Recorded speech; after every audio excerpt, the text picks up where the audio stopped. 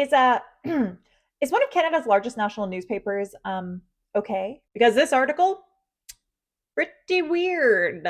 Look, I know what you're thinking. Don't fall for it, Rachel. Don't do it. Bear with me for a sec because this article actually tells us a lot, albeit unintentionally. Like, I get it. I'm sure they were trying to capitalize on this extremely online discourse where someone saw boobs and decided that means wokeness is dead. But it gets a little more interesting when you consider the source. The person who wrote that article is this Amy Ham, who still spends a lot of her time tweeting stuff like this. Wow, National Post, good get. In her op-ed, she basically makes the overall point that we're being pressured into believing everyone is beautiful, but you can't say that the people who actually are beautiful are. Wow, someone should really tell the folks in my DMs. The only evidence that she provides for her point is that Jordan Peterson got backlash when he said a swimsuit model wasn't beautiful. Which, like, no shit, he got backlash. What I found really interesting though was as she wrote this, Amy basically assumed there's a totally objective standard of beauty, which is just fundamentally untrue. I mean, different cultures have completely different beauty standards, and over the years, what we consider beautiful has also changed. But do you know who is always trying to tell us that women are supposed to look a very specific way? The people pushing for extremely strict definitions of who can be considered a woman. And on top of being wildly transphobic, it's also really sexist because not only do the laws these people push for make it so much harder for trans women to exist in public spaces, but they're actually also imposing a standard of femininity on all women.